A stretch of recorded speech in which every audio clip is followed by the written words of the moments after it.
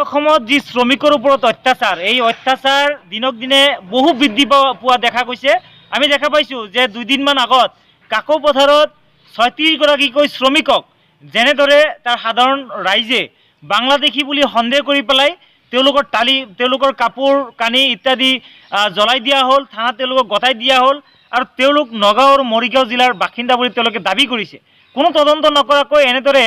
আইন হাতত তুলি লৈ পেলাই যেনেদৰে এই সৰ্বসাধাৰণ ৰাইজক অত্যাচাৰ কৰি আছে, এই ঘটনাক আমি তীব্ৰ ভাষাৰে গৰিহণা দিছোঁ, নিন্দা কৰিছোঁ আৰু APICৰ পৰা আমি দাবী কৰিছোঁ যে অতি সোনকালে এই বিষয়টো এটা ন্যায়িক তদন্ত হ'ব লাগে, উচ্চ পৰ্যায়ৰ এটা তদন্ত হ'ব লাগে। আৰু সেই যিসকল মানুহে মৰেল পুলিচৰ ভাও ধৰি পেলাই যিসকলে আচলতে এই সৰ্বসাধাৰণ শ্ৰমিকক, আৰু খালি শ্ৰমিকেই নহয়, এই শিশু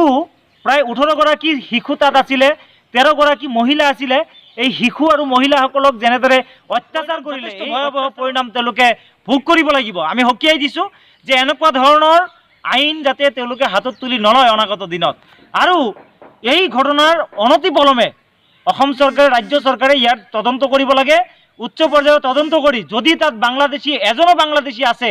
তেওঁলোকক অতি সোনকালে কোনো ধৰণৰ ইয়াত কোনো সময়লৈ বাট নাচাই তেওঁলোকক ডিপোৰ্ট কৰিব লাগে, আইনী ব্যৱস্থা ল'ব লাগে। আৰু যদি বাংলাদেশী নাই তেতিয়াহ'লে যিসকল মানুহে বাংলাদেশীৰ সন্দেহত এই ৰাষ্ট্ৰীয় নাগৰিকপঞ্জীৰ কাম চলি থকা সময়তেই বাংলাদেশীৰ সন্দেহত ধৰ্মীয় সংখ্যালঘুসকলৰ ওপৰত যিহাৰে অত্যাচাৰ কৰিলে,